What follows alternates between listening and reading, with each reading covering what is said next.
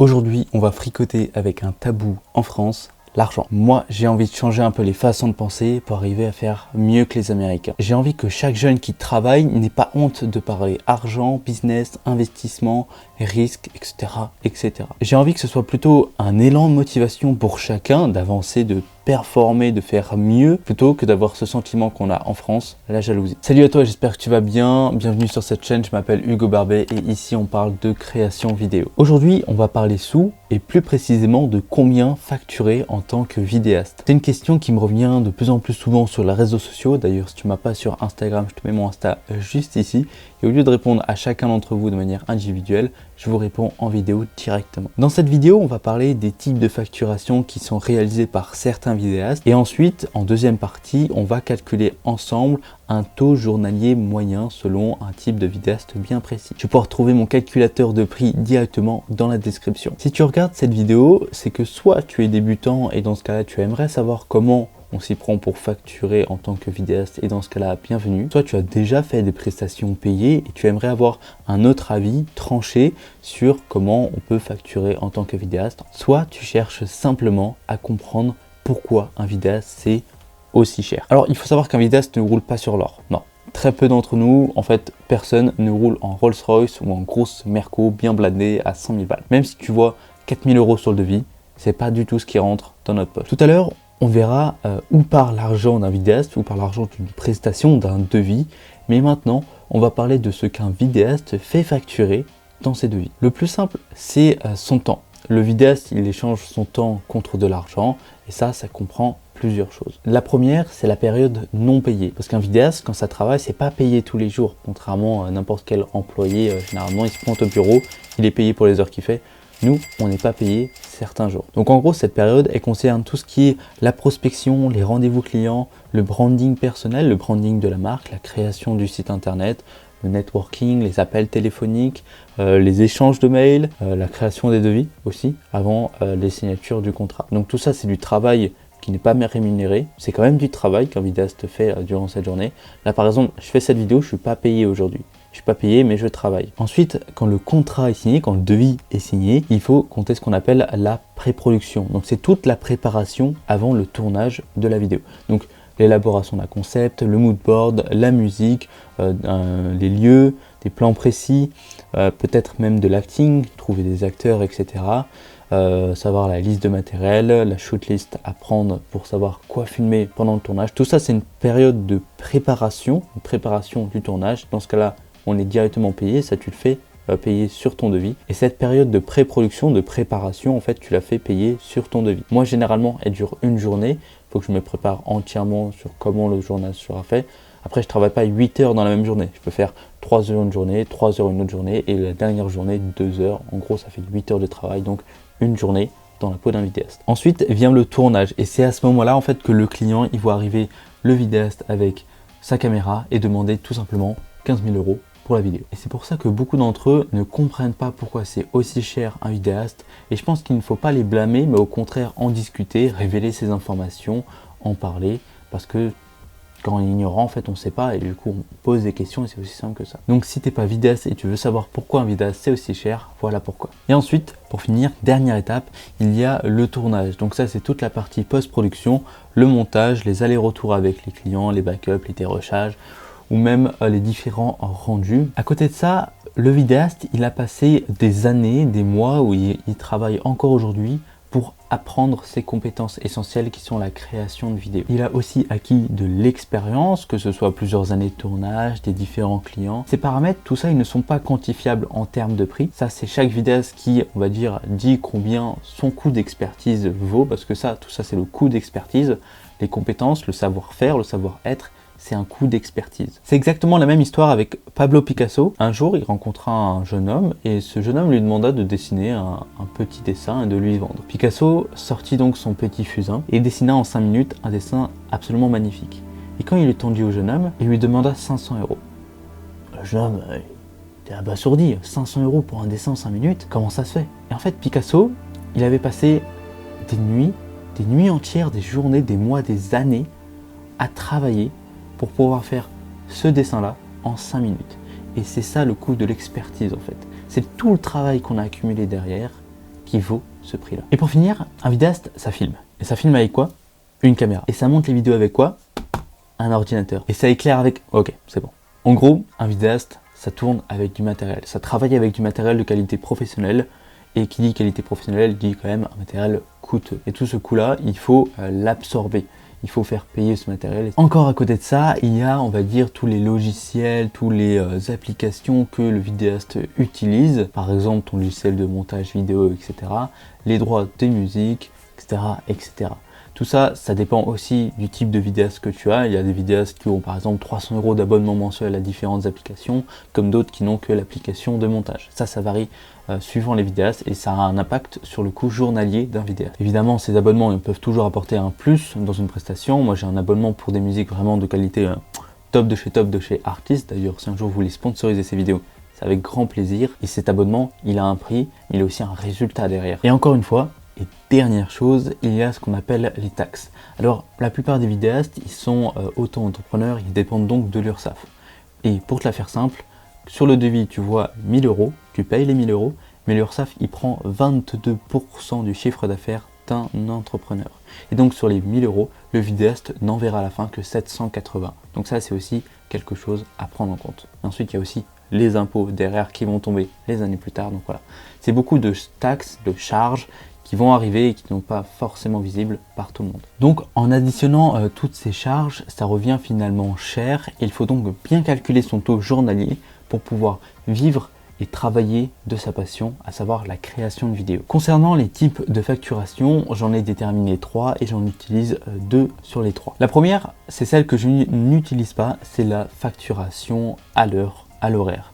Pourquoi? Eh bien, c'est très simple. Pour moi, une vidéo, ce sont des étapes. Que ce soit la préparation, le tournage ou la post-production, à chaque fois, il y a des étapes à réaliser. Par exemple, en tournage, j'arrive sur place, je regarde un peu les lieux, je regarde ce qu'il y a d'intéressant et tout, je prépare mon matériel et ça me prend peut-être 1 heure. Et si je vais dire à mon client, bah, tu vois, la période où je me suis baladé, que j'ai fait un petit tour, j'ai regardé, j'ai préparé mon matériel, bah celle-là je te la facture. Ça la fout mal et ça plaît pas forcément au client et c'est comme la partie montage, dérocher, faire des backups, faire des proxys. Je peux pas tout facturer à l'heure à chaque fois parce que de 1, je vais faire chier mon client à chaque fois lui dire tiens, il y a ça, il y a ça, il y a ça. Et de 2, à force de tout calculer, ça va me prendre la tête et je vais être plus concentré sur la façon dont je vais facturer ma prestation plutôt que sur la création de la vidéo tout court. C'est comme un montage, dérocher, faire des proxys, des backups, ça prend du temps. Si je vais déclarer tout ça à mon client et lui dire ouais j'ai pris 30 minutes de backup, je te les fais facturer, ça va pas lui plaire, ça va le faire chier. Et de 2, toi tu vas être concentré sur lister ce que tu dois faire facturer plutôt que de créer la vidéo. Donc la deuxième méthode que j'utilise, c'est de prendre un peu de recul par rapport au taux horaire et de facturer soit à la journée, soit à la demi-journée. C'est beaucoup plus simple. Moi par exemple, si je tourne 3 heures dans une journée, installation jusqu'à la fin où je pars, on est sur environ 3 heures de travail, donc je facture une demi-journée. Et si une journée de tournage est notée comme étant de 6 à 8 heures, ben là tu factures une journée entière, comme ça t'as pas à te prendre la tête sur oui on a resté 30 minutes de plus et des heures supplémentaires et gna gna gna. Non, là tu te concentres uniquement sur la création de la vidéo. Attention quand même, si tu as des journées de tournage qui sont entre, on va dire, 12 et 16 heures, là il faut plutôt les compter comme étant une journée et demie ou 2 journées de tournage. Parce qu'une journée de travail en France, c'est entre 7 et 8 heures, pas 16. La troisième méthode pour facturer que certains vidéastes utilisent, c'est la méthode de facturation par pack. En fait, un pack, c'est, on va dire, ça comprend un jour de tournage, 3 vidéos, de la musique, de la post-production, une adaptation pour les réseaux sociaux. Ça ne comprend pas tant de jours de tournage, etc., etc. Chaque vidéaste peut avoir des packs différents, ça fonctionne vraiment suivant l'avis de chaque vidéaste. Et c'est pas quelque chose que je conseille aux débutants, parce que de 1, il faut avoir l'habitude de travailler avec des clients, de 2, il faut avoir l'habitude de réaliser des prestations comme ça. Parce que les packs, ils se font généralement quand on a une prestation qui se ressemble, comme les mariages par exemple. Un pack marié à 1500 €, un pack marié à 5000 €, ce sera différent et on aura différents types de rendus. C'est utile quand on sait comment une prestation va se dérouler. Si les prestations se ressemblent un peu toutes, c'est beaucoup plus facile pour nous d'effectuer un rendu rapide avec les packs. Maintenant, on va calculer ensemble avec mon calculateur de prix le taux journalier d'un vidéaste suivant des paramètres bien précis. Si tu veux obtenir ce calculateur de prix, il y a un petit lien dans la description de la vidéo. Tu as juste à le télécharger et on pourra le faire ensemble. Alors nous voilà sur le tableau et je vais pas te mentir, c'est pas le meilleur, hein, il peut facilement être amélioré, mais on va dire que c'est un point de départ pour chaque vidéaste qui veut savoir comment on facture ces journées. Et bah avec ce petit tableau là, tu vas pouvoir facilement le calculer. Si tu vas aller plus loin, tu auras juste à renseigner quelques trucs supplémentaires suivant ce que tu veux faire. Alors c'est très simple, tu as deux consignes, tu remplis les cases en vert et les cases en rouge, elles sont directement calculées. Le tableau, il est divisé en deux parties. À gauche, on a toute la partie des charges, de qu'est-ce qu'on va devoir payer, et à droite, des revenus, des dépenses un peu mensuelles, investissements, etc. On va regarder et on va calculer ensemble toutes les charges que tu as mensuellement ou annuellement. Donc je les ai listés un peu, ceux qui reviennent le plus souvent. Après tu peux très bien mettre ce que tu veux dans les personnalisés. Donc on va commencer, on va créer une sorte de scénario un peu fictif. Moi je suis un vidéaste voilà, qui commence. Donc un compte bancaire, généralement on est sur du 10 € par mois. Hop, donc quand tu mets dans la case en vert un montant, ça le multiplie par 12 pour le coût annuel, et le coût annuel, quand tu vas le mettre, ça va diviser par 12 pour le mensuel. Voilà, c'est aussi simple que ça. Ensuite, Adobe complet, je crois qu'en ce moment il est à 67 €, donc tu mets 67. Free Mobile, c'est à peu près ton forfait, parce que c'est du travail professionnel, tu utilises ton téléphone, un téléphone professionnel, donc un abonnement téléphonique professionnel, donc tu mets tout à chaque fois.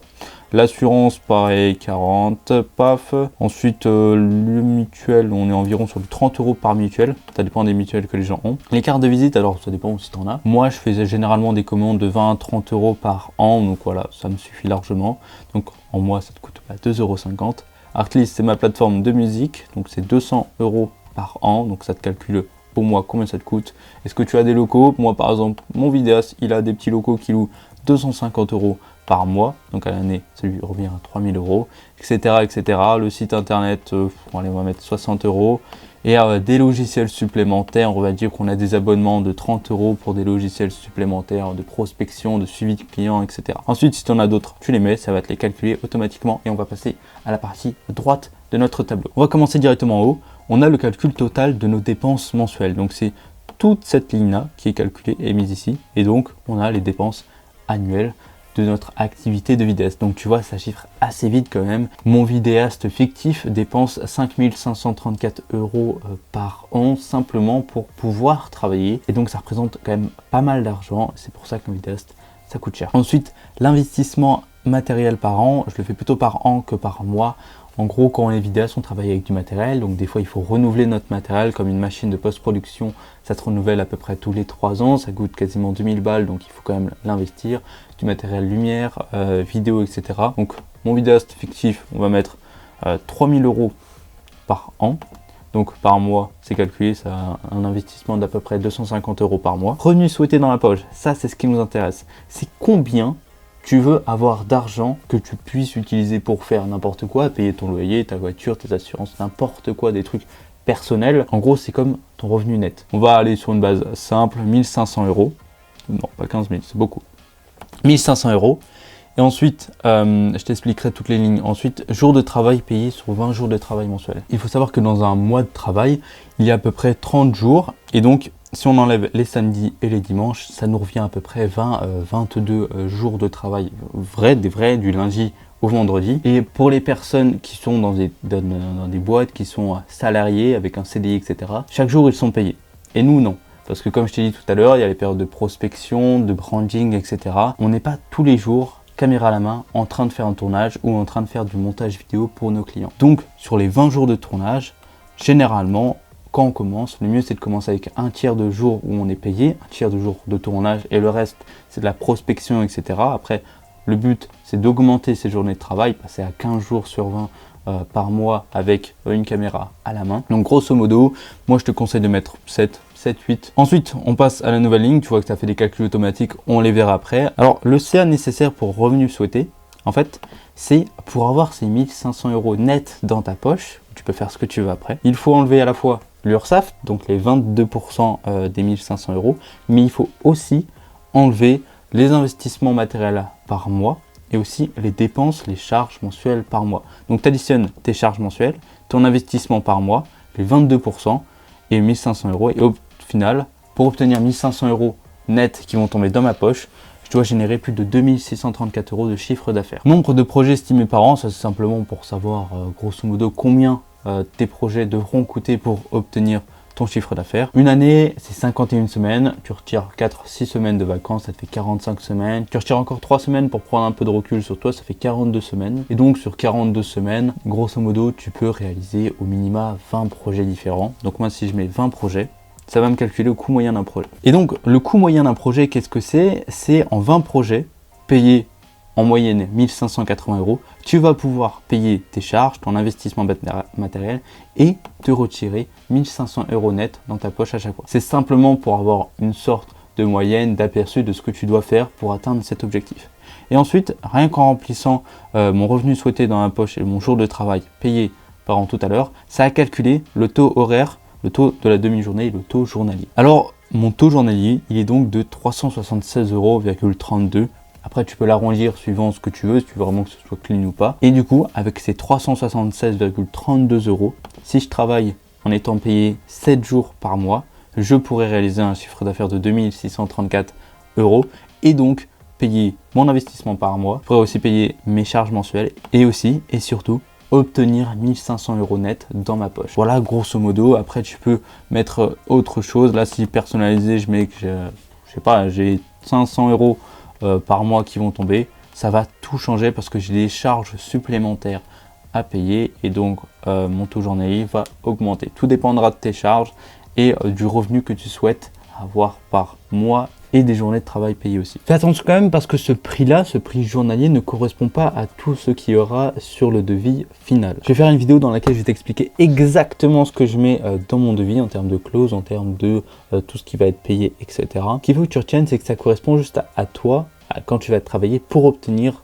tes 1500 € net par mois. Si par exemple ton client il veut des plans drone, une musique non libre de droit qu'on doit payer, un lieu, des locaux, des acteurs qu'il faut payer, etc. Ça, tu vas devoir l'ajouter sur ton devis et rien payer de ta poche. Il veut des trucs supplémentaires, bah c'est lui qui les paye et pas toi. Et dernière chose, n'aie pas peur d'afficher des prix qui au début vont te sembler surréalistes. Tu as vu comment calculer un taux journalier pour obtenir un salaire, c'est comme ça que ça se fait. Et ça, tu as juste à l'expliquer soit à ton client, soit à lui expliquer la valeur que va apporter ta vidéo. Parce que c'est deux moyens d'expliquer pourquoi un vidéaste c'est aussi cher. C'est soit la valeur que ça apporte, les résultats que ça peut donner, ou soit pourquoi un vidéaste c'est aussi cher. Si un de tes clients te demande pourquoi tu es aussi cher, oriente-le sur cette vidéo. Je serais ravi de lui expliquer pourquoi est-ce qu'on demande 300-500 € par jour de travail pour simplement vivre de notre activité. Si un client il ne veut pas ton prix là, il veut baisser le prix de la prestation, ne baisse jamais ton prix sans discuter sur la valeur que tu vas apporter à la vidéo. Si tu baisses ton prix, baisse la valeur de la vidéo. Parce que si tu ne baisses pas la valeur de la vidéo,